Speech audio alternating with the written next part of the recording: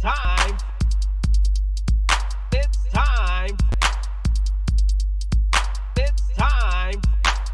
It's Commissioner Cooper, and it's time for TSS Fantasy. Yeah. Yeah. Yeah. Yeah. Yeah. Yeah. Yeah. Yeah. Yeah. It's Commissioner Cooper, and it's time. How the fuck you got me up this damn early, Jason? It's time.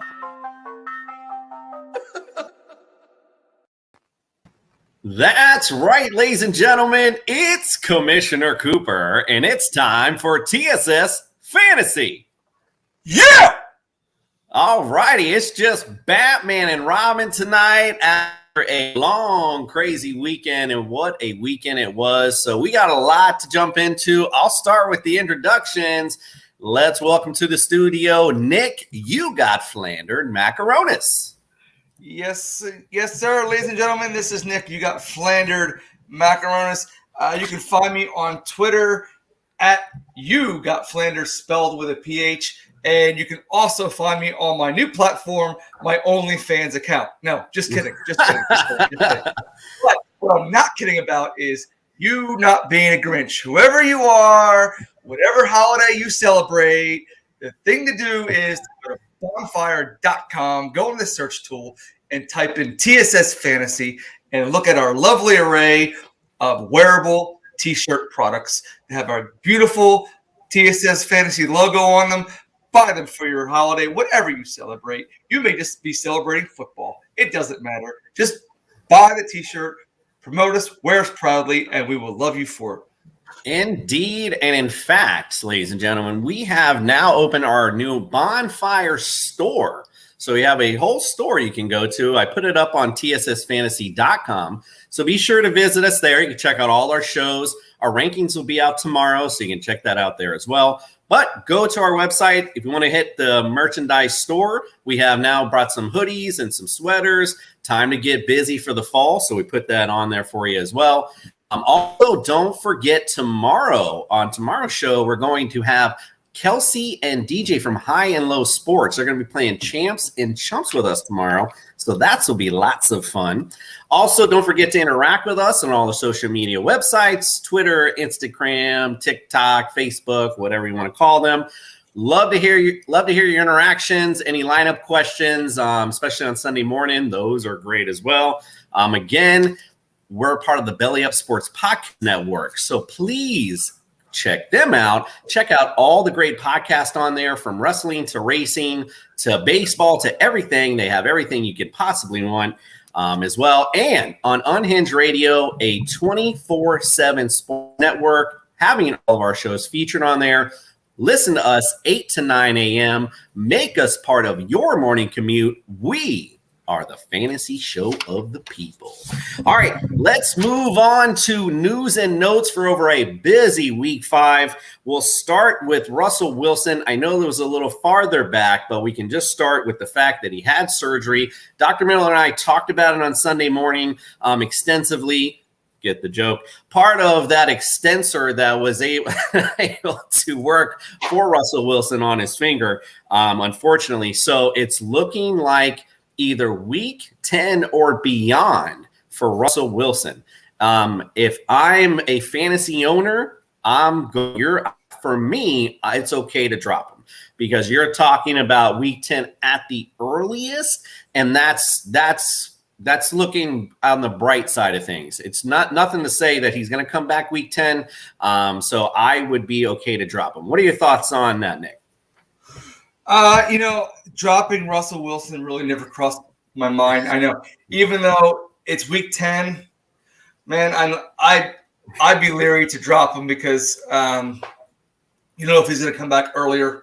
I know they said, week 10 or later, but according to Pete Carroll, he's a fast healer. So if for me, I'd hold on to him. I'm not as a daredevil as Commissioner Cooper is, but that I would keep him, and then I would try and either get a decent trade or play stream every week with the best quarterback matchup, and then go from there. I mean, that's two different philosophies. I'm more of a conservative, so I'd keep him just in case he comes back earlier. All right, didn't know Nick was a conservative. Duly noted. Now let's talk about. Now the only reason I brought up the dropping him thing is that you're going on week after week after week with this dead weight on your roster.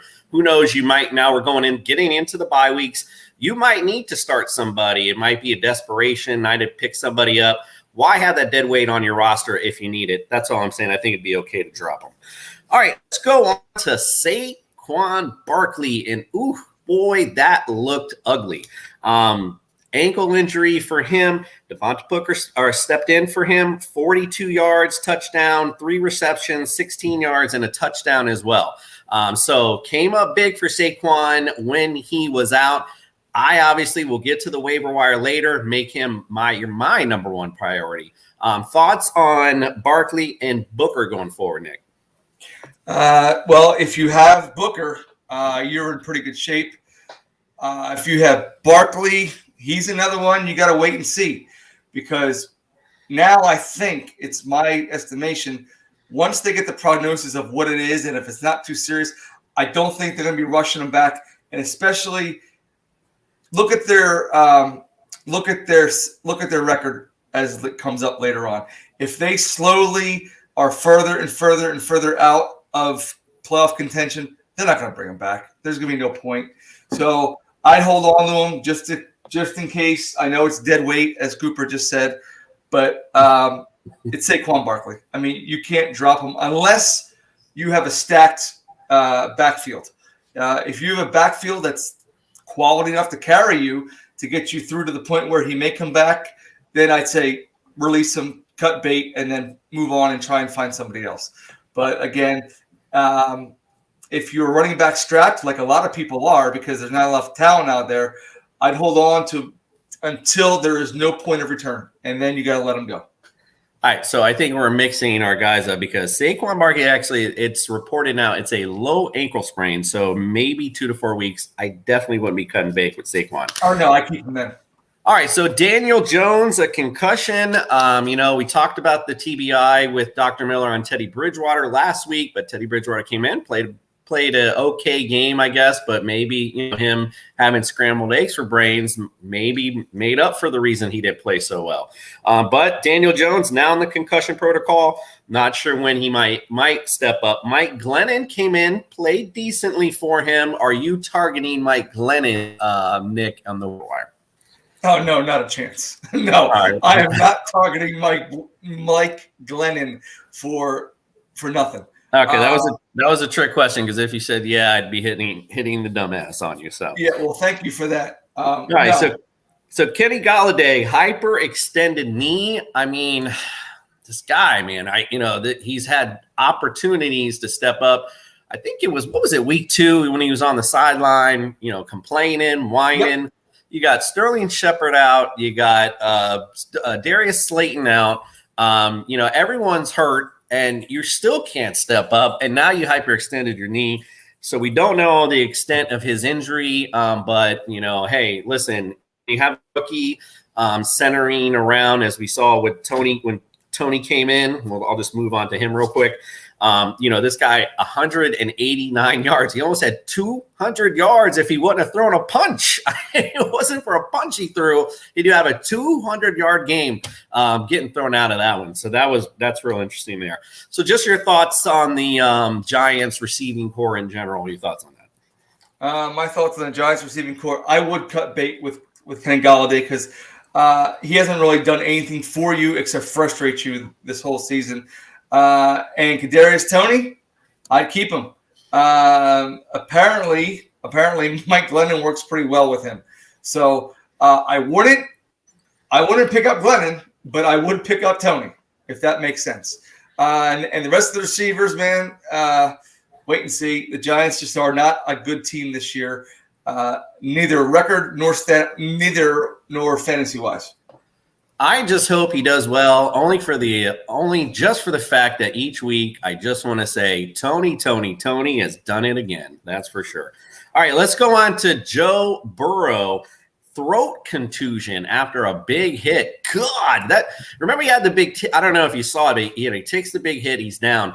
I was sitting with Mary Jane, I saw it in the corner and I'm like, hey, they're over there huddled around, what's going on? He was down for a minute, but then was back in. So I can imagine he must have really got hit in the throat and maybe wasn't able to breathe. I mean, who knows what was going on at that point. So interesting, but looks like he's going to be okay there. Najee Harris, a calf cramp that came up, kind of limited him towards the end. I'm not really sure, but listen, they're using the hell out of Najee Harris. So I can imagine everything's probably cramping on that kid because they're just using the hell out of him. But anyway, he looks like he's okay. Tyreek Hill also with a knee injury last night. Great game last night, by the way, by the Bills. But it looks like it's minor. Looks like he's not going to miss anything. That was tweeted out prior to us coming on. However, in that game, the big news, though, Clyde Edwards-Helaire sprained MCL at least a few weeks. So question to you, even prior to that, though, before he got hurt, obviously I was watching that very intently because I had somebody who had Clyde Edwards-Helaire. And, man, to my happily surprised viewership, it was a three-man rotation from the beginning with Daryl Williams, Jerick McKinnon. So question for you on that, are you targeting one of these two guys? If so, who and why? If I were to, depends on my situation, depends on my running back situation. But if I would get Williams. I think he's a better quality runner. I think he's a more polished receiver out of the backfield. And it's funny enough, we were talking about it. One of our players and I during the draft night. Jerick McKinnon has just been a disappointment. When he left Minnesota, he was supposed to go to, when he went to San Francisco, he was supposed to be like the next big thing, and he became out to be the next big dud. So I would avoid him, and I would pick up Williams and hope and pray that they can piece something together. Will he play like Edwards-Helaire? I doubt it. Would he get close? He'd probably get close. He probably gets you about 11, 12 points a game. Yeah. Nice option for you. So it's interesting with Daryl Williams. I agree. He's obviously going to be the guy there. I think McKinnon's going to be that spell passing back. However, you're somewhat correct with McKinnon being a disappointment, but there's also he's had some huge games also with the Saints, with the Niners, just off and on really big games. So as we mentioned earlier, these bye weeks are coming up. So to me, it's okay to stack guys even in a high-powered offense. I think it's okay to take a stab on McKinnon. Who knows what might happen? You might be, have a couple injuries, not being able to get up on the waiver wire as these bye weeks continue. So you want to at least have someone that has at least something that might give you a little bit of points during the bye week situation. All right, Tom Brady hurt his thumb. Poor guy. Oh, well, moving the hell along. I don't even want to talk about that. Damien Harris. Damien Harris, let's go to that Tech game. He gets a rib injury, chest injury, plus he fumbled at the goal line. So it's not good. He was somebody else I was going against, actually. So another game I was particularly watching and noticed he was just gone. Interesting situation there. Now, your guy, you talked this guy up, Ramondre Stevens, during the preseason. And looks like they might be the guy they're turning to, but who knows, because it might be up to Bellatrix once again, of course. Juju Smith, bye-bye, unfortunately, shoulder injury ending his season. But definitely for me, that brings up Claypool, obviously, a lot, and Deontay Johnson, both having good games, by the way, this week. So, again, good things for those owners, because again, that will bring things up, lessen the targets down for obviously with Juju gone. Max Williams, who is having somewhat of, what you would call a breakout season, the tight end for the Arizona Cardinals, knee injury, could be ACL. The last time I saw wasn't confirmed yet, but could be. It was one of those planted get hit injuries, which unfortunately end up being the ACL tears usually. Curtis Samuel, groin, still not good. I think it's time to cut bait with Curtis Samuel. This particular injury, if you're still coming back from it, it's still re-aggravating. Something's right with you, my friend. Time to take a little bit of a break for you. And Quintez Cephas to end things off.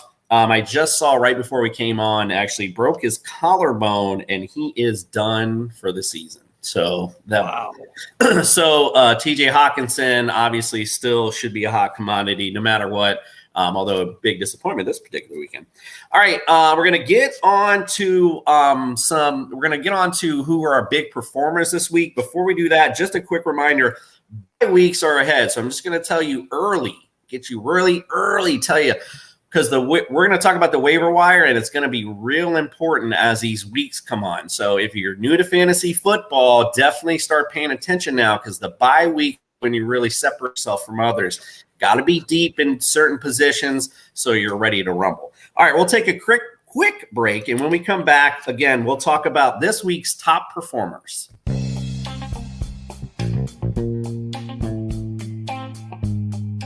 Hey, Flander fans, this is Nick. You got Flander from TSSFantasy.com. Do you ever find yourself needing financial help and don't know where to turn, and you live in the New York area? Well, Shelton Financial Management LLC is your answer because they do all of the following: audits, reviews, and in addition to bookkeeping, business consulting, tax prep, and much more, they do it all. To contact them for your financial business needs, you can find Shelton Financial Management LLC right here on Facebook or directly at the following number: 585-376-0574 and on the web at SheltonFinancialManagementLLC.com. Shelton Financial Management LLC is our number one pick for our financial needs.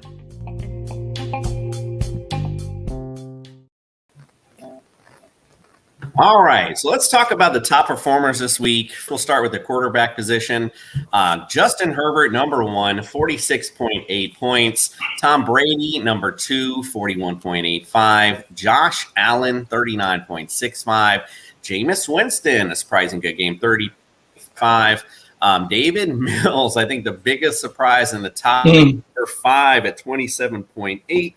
Baker Mayfield, what a great game that was, 26.05. Dak Prescott, 25.7, number 7. Number 8 is Matt Ryan with 25. Jalen Hurts at number 9 with 24.9. And Trevor Lawrence finishing off at 24.5. So biggest, obviously, David Mills is going to be the biggest surprise for you, but that's what I want to ask. Biggest surprise out of the top 10. You can give me another one besides David Mills, but you can talk about him too. Yeah, I got 3. Davis Mills, I was surprised. That's got to be a large contribution to the poor play of the Patriots defense, I'm sure. And then Baker Mayfield, it's nice he showed up. That was a fantasy bonanza. And also, I'm surprised to see Trevor Lawrence on there because he has not been living up to his draft hype. And I'm not putting all that on Trevor Lawrence. I'm putting that mainly on the coaching staff and the game planning. And I'm also surprised to see Winston on there with 30.5 points.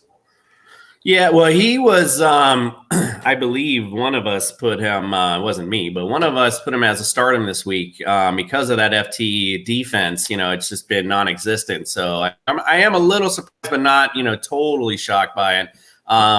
David Mills, like I said, huge surprise. What's super funny, and we'll talk about that game in a minute, but it's funny what ended up happening in that game. And they talked about it. We talked about it. Bill Belichick was going to shut down Brandon Cooks. And, that's what they were going to do. They were going to shut down Brandon Cooks. They have nothing else. They said, okay, that's cool. What he does.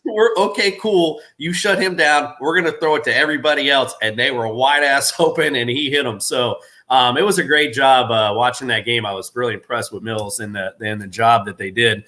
And Baker Mayfield, again, we'll talk. That was a great game. And we'll get into that in a minute. Again, I don't want to get too far into the analysis of it. I'm seriously worried about OBJ as far as just his future in Cleveland, like next week. I just was shocked at the amount of times that they had passing situations, and instead of throwing it to him, it was to someone else. It was to Njoku. It was to somebody different than him. Like, he was not getting the looks, and that's scary. I seen him one time, and again, I didn't see it, but the Hail Mary at the end, I didn't even see him down there for that. Right? Okay, so I thought it was. Where's OBJ at? With the big jumping in the so I don't know what's going on there, but some big issues. I'll just throw up our rankings up there and just say, as the fantasy show of the people, we're always honest, and we always base this show on the fact that we're all just guessing, just like everyone else. It usually ends up 50-50, and that's pretty much what we got here in our top 10. Got 5 out of the top 10 right. So not too shabby. Hit 50% on the quarterbacks. All right, let's talk about the top running backs this week. At number 1, Derrick Henry, and I use standard scoring this time. I'll kind of go back and forth each week because some people do standard, some do PPR. So we just went with standard on this one. Derrick Henry, 31 points. Austin Eckler, 29.9 points. I think he got a little more in PPR. Alvin Kamara, 24.2. Him the same. Ezekiel Elliott, 23.2. Nick Chubb, number 5, 23 points. Number 6, Myles Gaskin, 21.9 points. Number 7, Alexander Madison, 21.3. Number 8, Kareem Hunt. It's just unreal, this Cleveland offense, 20.9. Number 9, James Robinson. Mr. Robinson's neighborhood all year so far has been nice. And Najee Harris, again, 20.2. I'm sure he got more in PPR for every week. So big surprises for you in the top 10 this week. Oh, I want to go right to number 6. Myles Gaskin against that run defense of Tampa Bay. I was like, holy crap. But his one of his biggest gains was that deep pass. Right. I said it on the show last week. If you're going to pass on anybody, it's going to be Tampa Bay because they're dead last against the pass. They're even worse than the Chiefs. And he just caught that bomb. And Brissett didn't look too bad either. I don't remember exactly what his numbers were, but again, if you're going to get right against a defense that you need to pass, Tampa Bay is it. And Gaskin showed up and he showed out, and he looked good. He looked really, really, really good. Yeah, it was funny. Teddy Blackman, friend of the show, I was in a conversation with him today, and you could tell he's a big Bucs fan. You could tell he was getting all a little honorary. And when I was telling him, I just said, "Look, the Bucs secondary is trash." He starts saying, "Well, they're comparing the front line to the 2000 Ravens. What you got to say about that?" I'm like, well, if they're comparing that line to the 2000 Ravens, well, let's compare that secondary to like the 70s era's Bucs, because that's about where you're at, bro. So, anyway. So I'm guessing he didn't like that too much. Nah, you know how you get into it. It's always good fun. All right. Anyone else a big surprise on that list? No, I could say Madison, but whenever Madison steps in behind that offensive line for Cook, he's good. James Robinson is the only viable Jaguar to even play at this point. And no, you got the rest of the usual suspects in there. Kamara stepped up. I like to see that, but that's it. Everyone else is pretty much shuffle the deck, and they're all going to be in there somewhere.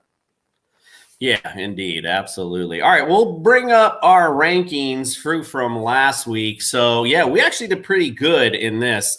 Pretty much everything. We had Saquon in there. Can't really predict injuries. Obviously, Dalvin Cook was a last-minute scratch that we didn't know, so Patterson in there for us. And, Cordell Patterson still had a decent day. We got Austin Eckler in there as well. So, again, a decent day for us. I think we got actually probably hit around 80 to 90% on the running back, so not too bad there. All right, the receivers are a much different story. And I find it interesting because that's when we did the drafts this year, we kept talking about how it's kind of a crapshoot once you get past a certain mark. All these receivers were pretty much the same. I mean, and it's been kind of like that where it's been hit and miss each week on receivers. So here this week, you got Mike Williams, though, and he's been super consistent. I did not think, I thought this was the game we're going to finally get back down to earth in my. It did not happen. He still had another great game.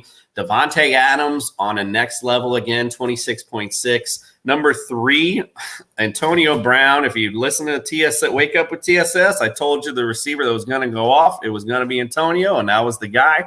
Mike Evans also went off, though, so it wasn't like I was telling you anything crazy. 23.3 points for him. Number 5, Jamar Chase, 21.9 points. Man, I'm telling you, he's just been nasty all year. DK Metcalf, 21.8. Marquez Callaway with the Hail Mary at the end. I mean, 20.5 with him. We talked about him earlier. Kadarius Toney, 19.6, became basically the only Giant catch the ball at that point. Chase Claypool at 19, and Courtland Sutton ended up with 18 on his list. Anyone a big surprise to you on the receiver list? On the receiver list, I think it was a surprise to me that he's keeping this up, and it's no surprise to anybody else. But I'm going to own it. I'm going to say Jamar Chase because I didn't think that he'd have it in him to sustain this. I know, Cooper, and as always, I said before, the host is always right. So I'm happy that he's doing well. I'd be happier if he was wearing black and gold in that division. But again, he's doing well. And then Marquez Callaway showed up. We haven't seen him since the preseason. Good job for him, and good job for Jameis.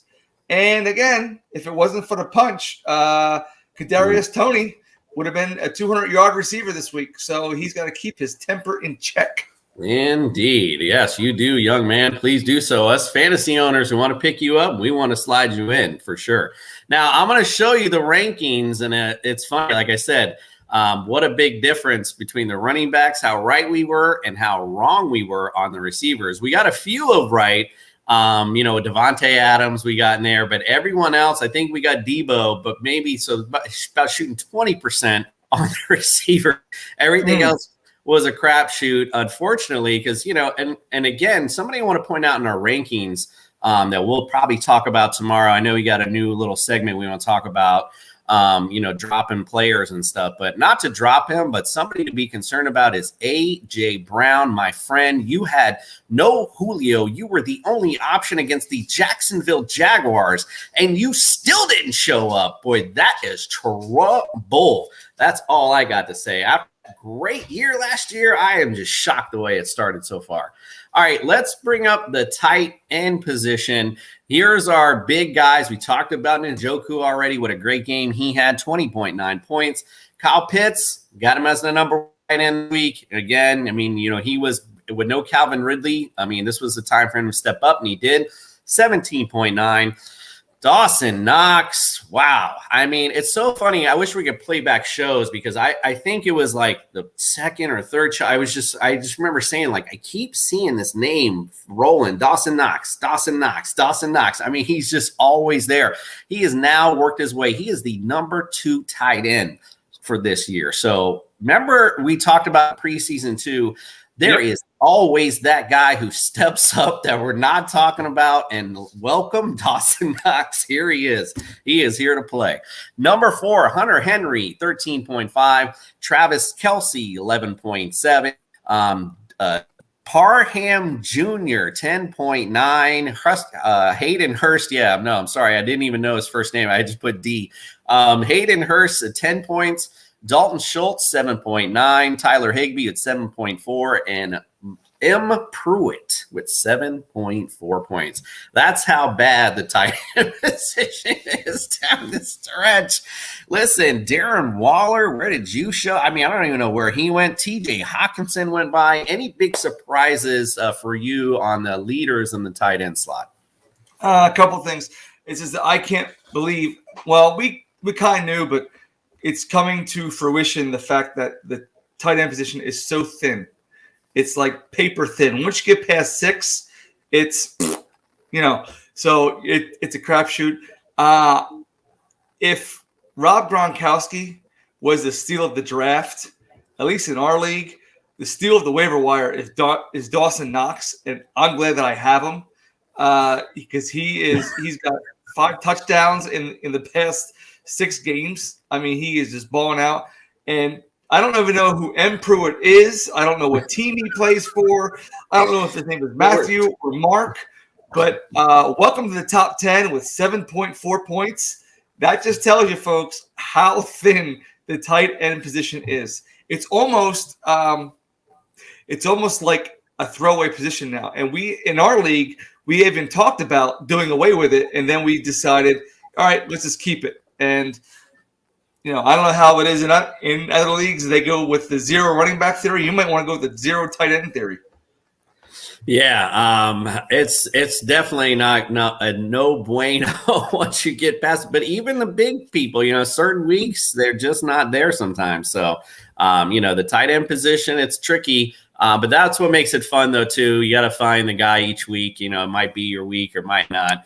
All right, so again, here's our tight end list and our rankings. Again, not a great week, but again, we were targeting some of the bigger names as usual, and unfortunately, they didn't show up as much. But we got a few of the guys in there. Also, Knox we had in our top 10, of course. Kyle Pitts, of course, it was number 1. Travis, of course, was in there. The rest of them, though, pretty much a miss this week. So, yeah, it's interesting. All right, well, last thing we'll talk about is our defenses. So on defenses this week, our top performers, Bills at number 1 with 20 points. Eagles came in at number 2. That was a big surprise, 18 points for them. Titans at number 3 with 14. The Panthers at number 4 with 13, so they're tied. Number 5, Cowboys came up big with 12. Vikings at number 6, 11. Bucks 7 with 10 points. Bears 8 with 10 points. Rams, Cardinals, Packers all finish us up the top 10 with 9 points. Any huge surprises you see on your list on the list there? I don't know how long your list is, but I'm looking for the Broncos, and I don't see them on that list anywhere. I'm happy that they faltered to my Steelers, but at the same time, they made us all look silly because we all picked them to do well. My biggest surprise has got to be number 2, Philadelphia. They just showed up. Every dog has his day, and yesterday was theirs against Carolina. They held not Dalton. What's his name? The quarterback. Sam Darnold. Yeah, Darnold. They kept Darnold in check. He didn't get a rushing touchdown this week. I was happily surprised because I was playing against him, but I was really surprised, and I'm really still surprised to see the Cowboys up there in the top 10. I figured that they start to falter, but they're holding their own, and kudos to them. They are, I hate to say it, but they are for real this year. So watch out for them. They're interesting because of, I mentioned on the morning show about them. They're very opportunistic in a sense. So they're making turnovers now, as before they weren't. But at the same time, they're still not stopping their opponents neither. So it's not like they're gangbuster must start defense each week. But they're interesting by making plays each week. They are doing well for fantasy. Yeah, you can still pass on them. Right, exactly. I think if I remember correctly now, I don't know after this week, obviously, but before the weekend started, they were 29th or something or so against the pass. So, again, not the greatest defense, but, again, opportunities are coming their way. All right, let's take a quick break. And when we come back, we're going to break down or just look at some of the big games this weekend. Boy, it was a fun weekend indeed, and we'll come right back and talk about those. Ooh, that smells so good. What'd you guys get? I got the Rasta pasta. It's really good. What'd you get? I got the shrimp and white rice. It's covered in this amazing jerk sauce. Did you know it's their signature jerk sauce that they actually make here, and we're taking a bottle home? I got the jerk chicken. I'll give you some of mine if you let me try yours. No, I'm not sharing this. This is all mine. And I'm already done. Wow. And don't forget, if you're looking for a Jamaican cuisine, real spicy, finger-licking good, check out Irie Vibes at 313 Central Avenue, Albany, New York. Remember, That's where the licking is good. All right. Every time I hear that commercial, I know it's not gonna happen, but I always want to hear where the licking is for the sticking. Okay, moving right along. Start. Oh, goodness me, oh my. That first you got your OnlyFans page, and now you want to licking with the sticking. I don't know what's going on today. They don't call me Flanders for nothing.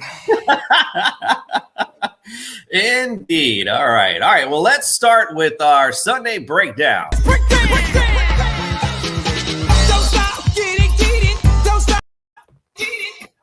All right, I had to stop that before I get too crazy. All right, real quick, Jets and the Falcons over in London. Waking up early, watching that one. Jets did not show up. Zach Wilson looked like a deer in headlights again when last week he looked like he was decent. So did not show up, 192 yards with a pick. Michael Carter had a game, 38 yards, a touchdown, and looks like he got 3 receptions for 20 yards. Tyler Johnson, who plays decent as well. He had a touchdown with only 12 yards. On the Falcon side, Matt Ryan, great game for him, 342 yards, 2 TDs. Cordell Patterson had a good Cordell Patterson day. Wasn't the normal, but he had 54 yards on the ground, 7 receptions for 60 yards. Kyle Pitts, mentioned him earlier, 119 yards and a TD. So that Falcons win 27-20. Any reaction for you from that game, Nick? Yeah, I remember I was watching the game, eating my breakfast cereal, and I saw a stat. It was about Zach Wilson, and he was the leading quarterback throwing interception off of a play action pass, and the very next play they did a play action pass, and he threw a pick. So I thought that was kind of funny. And also. We also mentioned on the show that Corey Davis was predicted to have a big game. He only had 7 targets, 4 receptions, and 45 yards. And I was also disappointed in the fact that Jamison Crowder only had 24 yards receiving. So again, it was to be expected that Atlanta was going to win, and I believe the official pronunciation of Mr. Patterson is Cordero. So they kept saying Cordero. So I think they got it right. Matt Ryan, big game, 342, 2 TDs, no picks. They showed up, and especially Mr. Pitts made a sighting off the milk carton. So he's on. And I guess it was helpful that the 2 receivers didn't show up to go on the plane trip. So good job for them. If you had a fantasy owner and you had Kyle Pitts, you had a happy day. Indeed. And yes, you did. All right, let's move on to one of the surprises of the day, the Patriots. Like I mentioned, I talked about this earlier. David Mills really showed out and proved, like I said, Bill Belichick came into this game thinking, I'm going to shut down Brandon Cooks, and that's going to be it. Well, he was wrong because David Mills made him pay big time. 312 yards, 3 TDs, so big day for him. Again, I don't know their first names even, so this is where we're going here. C. Moore, 109 yards with a touchdown. This is Curtis Conley, I guess, 3 receptions, 84 yards and a touchdown. D. Johnson, 5 receptions, 46 yards. It's almost like you're playing in a video game and you just don't know who the players are on this team that they're playing against. I mean, that's literally what was going on. But David Mills made them pay. Offensively, the Patriots, though, came back when Mac Jones had a good game, still 231 yards, touchdown, but he did throw a pick. Damien Harris, we mentioned him earlier, had the fumble at the goal line again, so could have had a really good day. He had 58 yards and a touchdown. Brandon Bolden came in, looked decent, and Rashad Stevenson, he had 11 carries after that. So it looks like I said they're going to rely heavily on him. Hunter Henry, again, with a good day, 6 receptions, 79 yards, and a touchdown.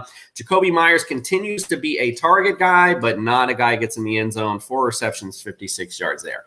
Big takeaway from that game, Nick. Yeah, not only that game, just the season in general.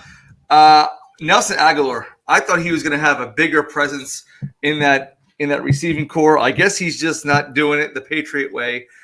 He's not showing up in hardly any of the stat sheets, and I was looking forward to more production out of the 3 running backs that Houston has.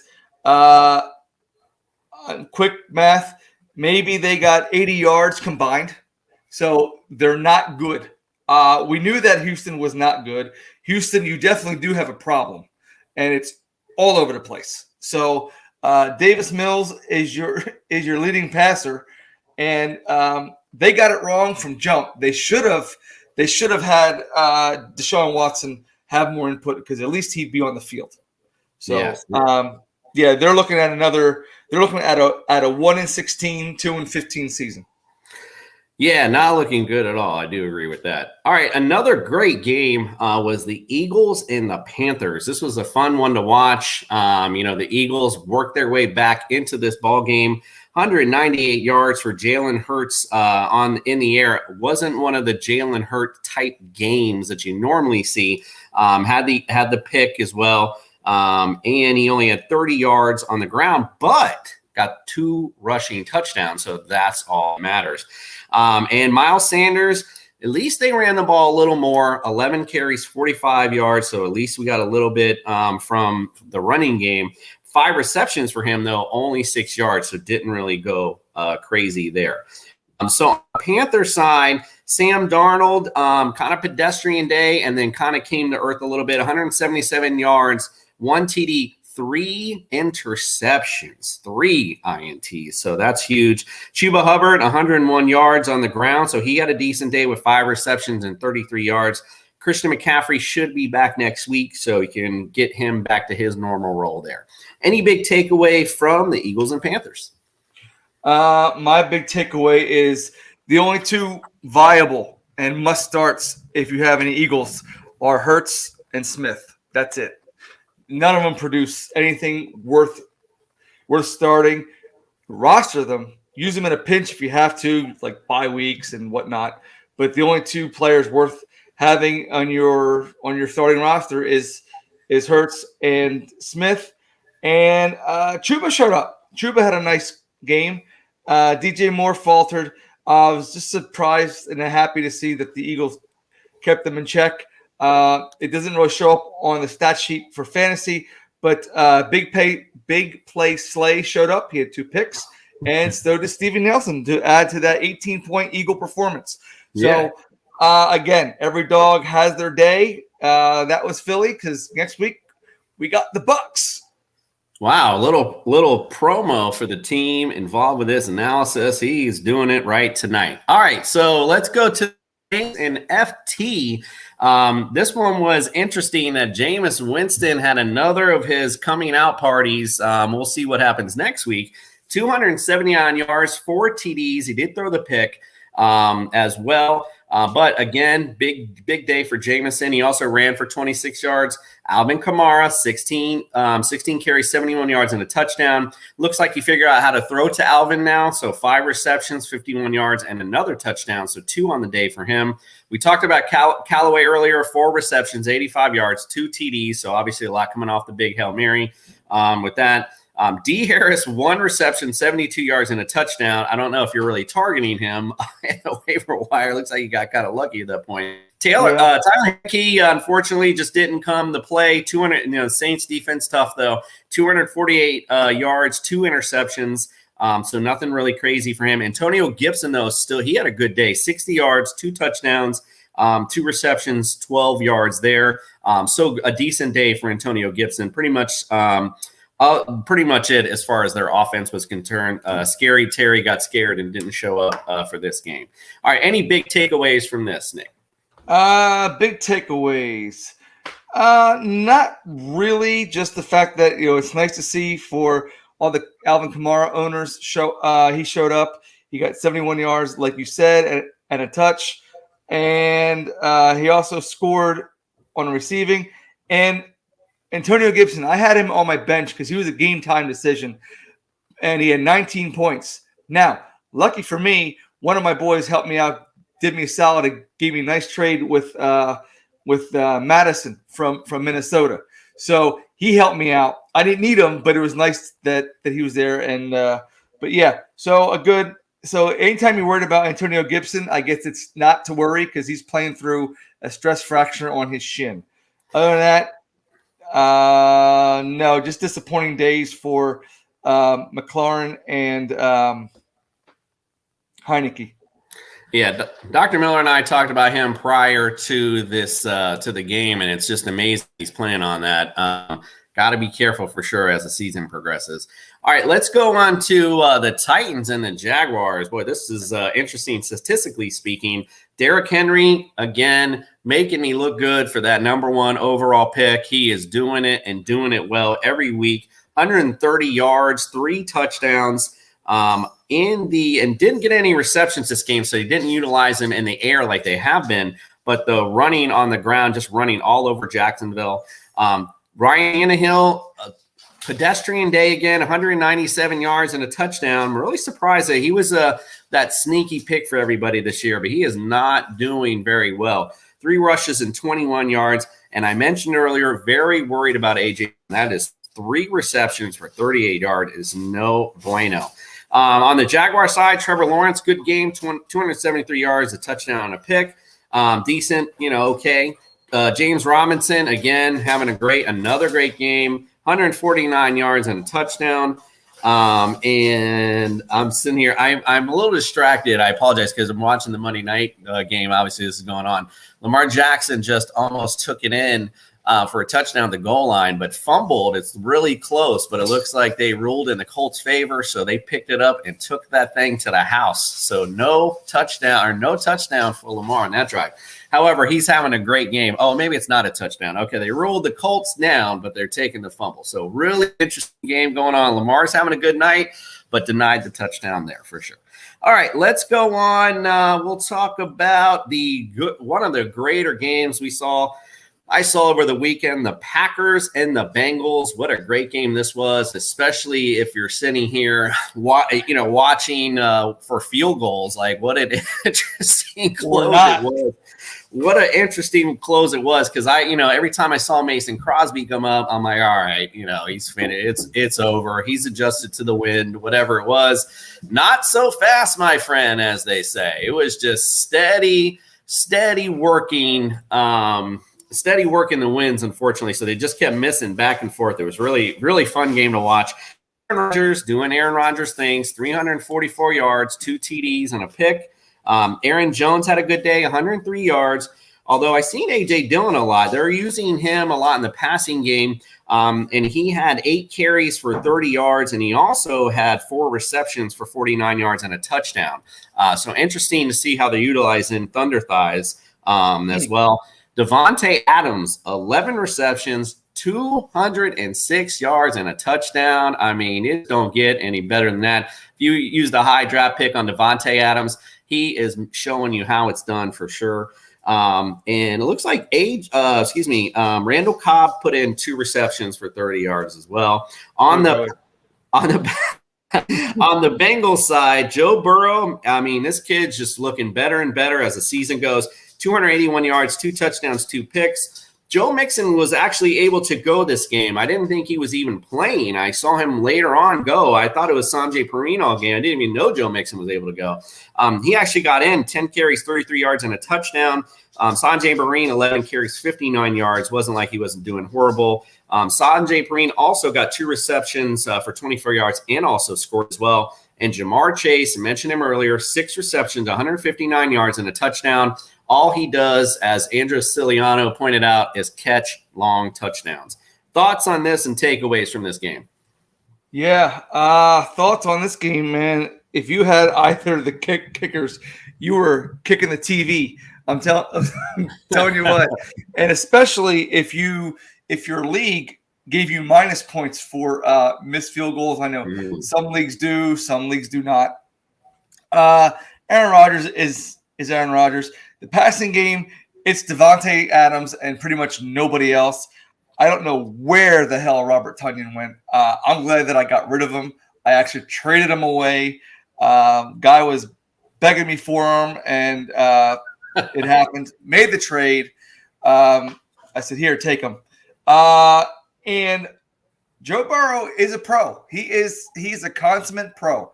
He just goes in there, does his job, doesn't complain, and I think he's going to be a good one for a long, long time. And I knew that Samaje Perine wasn't going to do anything. Surprised that Mixon stepped in. And after the big game that Azuma had that won the Thursday nighter, again, he just went right back to form, and you never heard from him again. Azuma to the ground. Yeah. On a side note, we didn't cover it yet, but as being a Carson Wentz apologist, ladies and gentlemen, he's back. He is back. He is back. I'm telling you, he is back. He's throwing it like he's thrown in 2017. And slow down a little bit. Everybody that hates Carson Wentz, in your face. All right, listen. All right, I was going to mention that we're getting close up to it. I want to go over one other game. We'll go over the waiver wires real quick, and then we'll talk about Monday nights, what's going on right now. All right, real quick, just talk real quick. The Browns-Chargers game. What a game that was. I mean, if you had talk about the fantasy bonanza game, if you had somebody in this game, you were loving life. Indeed, for sure. 47-42. What an amazing game this was. Baker Mayfield, I mean, still showed up a little bit. 305 yards, 2 TDs. Nick Chubb, 161 yards, a touchdown, and in the air, a reception for 9 yards. Kareem Hunt, 61 yards, 2 touchdowns, receptions, 28 yards. It's just nonstop. And we talked about Njoku earlier. Herbert, 398 yards, 4 touchdowns. I mean, geez, oh, please. This doesn't get any better than that. Eckler had a great game as well, 66 yards, 2 TDs. Herbert also ran one in. I apologize. He ran for 29 and ran one in. I forgot to mention that as well. Austin Eckler, 5 receptions, 53 yards and a TD. Mike Williams, 8 receptions, 165 yards, 2 TDs. Any takeaways from this one, my friend? Yeah, the Ravens just took it away from Carson Wentz. No. Baker Mayfield, he found 300 yards. I don't know where the hell he found it, but he found 300 yards. Kareem Hunt doing it on the ground and in the air. And Mike Williams, again, I don't know if he's eating his Wheaties before the game or what he's doing, but every week this guy is showing up. He's showing out. He's doing his thing. And Keenan Allen, I'm a Keenan Allen owner. It's just becoming incredibly frustrating every single week. I feel you if you're a Keenan Allen owner. He only had 75. I mean, you talk about Baker, frustrated for the Baker owners. Keenan Allen owners, 75 yards out of 47 points, and you don't score. That's rough. And I just want to backtrack to the one game. The Jaguars are now enjoying a 20-game losing streak. They haven't won since December of 2019. I looked it up yesterday. Wow. And the last team they beat was the Tennessee Titans. So they're on a 20-game losing streak. Yeah, so, hey, listen, if there's a good way for them to get off it, it's going to be this week. That's for sure. All right, let's talk about the waiver wire targets for this week. All right, so you guys got to get ready. Got to throw those in there because we got some guys available for you to grab. We talked about Devontae Booker. I put him as the number one guy to grab this week. It looks like a low ankle sprain for Saquon. However, you never know how long, and you never know how the healing process goes. Might be a twinge here and there. So, and especially an ankle injury, once you do that once, you are prone to do it again. His look horrible, quite frankly. I'm surprised it's a low ankle sprain, to be honest. So Devontae Booker for me, number one. We talked about him earlier, but are you targeting Devontae as your number one name? If you're on the waiver wire. No, I am not. Devontae Booker for the Giants. If I need one, if I need a back, he'd probably be the best back available. According to ESPN, the best back available last week was with Damien Williams. So, and then we have Latavius Murray at number 4, Collins at 2, and P. Ryan at 3. So I'm going to be sure that Booker is going to vault up to number 1 this week. Yeah, for sure. And Daryl Williams at number 2 as well. We talked about him already with the 3-back set. So I'm not really sure I'm, using that waiver wire for him. But, again, in a pinch, it's again, depending on who you have. If you're not set, if it's a different waiver wire system, than most, and you can reset each week, then take the shot. Why not? Ricky Seals-Jones have at number 3. He saw a lot of targets in this Washington offense. So I like him going forward again with the FT defense struggling a bit. So they're going to be throwing still a lot. So somebody to definitely look out for as well. Kadarius Toney, we brought him up earlier. He was the target monster, going to be the only last man standing. So definitely somebody to look at if you need a receiver as these bye weeks are coming up. Again, definitely grab Kadarius Toney. Ramondre talked about him earlier. Khalil Mack at number 6. Khalil Mack. Khalil Herbert, I knew I was going to do. You got Justin Herbert, Khalil Mack, all mixed into one. The other running back basically split carries with Damien Williams in Chicago. So, might be somebody else you want to look to as well. Talked about the big David Njoku. I don't know if that's ever happening again. But you never know. So if you want to take a stab at someone, that's somebody. I don't know if I'd chase a dragon with him. Real quick, some defensive matchups for next week. Colts versus the Texans, Dolphins versus the Jags. So we got some decent matchups. I know the Dolphins defense didn't look too great last week, but they are playing the Jacksonville Jaguars. And Trevor Lawrence is very prone to interceptions. So, something to look out for. The Colts defense I have up here versus the Texans. Now, somebody might have had a sit 'em last week, and right now they are looking really good. So they're definitely going to be a main focus of the waiver wire next week, as well as they play tonight and going into the Texans next week. So since we're talking about them tonight and this particular matchup, let's just talk about what's going on in the Monday Night Football real quick. The Colts are putting it on the Ravens tonight, which is really surprising. Right now, Carson Wentz, 307 yards, 2 touchdowns. The game's not over. We still got a whole quarter left for Wentz. So great game by him. Jonathan Taylor, 46 yards and a touchdown. Also 87 yards of two receptions for a touchdown. So big night for Jonathan Taylor. Michael Pittman Jr., 6 receptions, 89 yards and a touchdown as well. So they're looking really good offensively and defensively as well. Lamar is having a subpar night, 205 yards, no runs or picks. He has run for 43 yards. So okay, there. Just a touchdown. And he just threw a touchdown pass to, Hollywood Brown just scores a touchdown. So there's the touchdown, and it looked like a 50-yarder. So probably 250 and a TD now for Lamar. So he's having a decent game as well. So big night for Monday night. Again, we appreciate you guys. We appreciate you tuning in. Tune in tomorrow again. We will have our early prep show, and we're going to play with high and low sports. We'll be playing champs or chumps, so that'll be fun to tune into as well. We're also going to go over our ultimate teams, look at how they worked out, start and sit-ems. We'll just look at how we did and how we're going to do hopefully next week. Maybe we'll do a little better. All right, so Nick, I appreciate you being here tonight, muscling out with us. Guys, don't forget, Unhinged Radio, 8 to 9 a.m. Make us part of your morning commute. We are the fantasy show of the people. We appreciate you, and we are out. Way to fill in, Nick. It's time.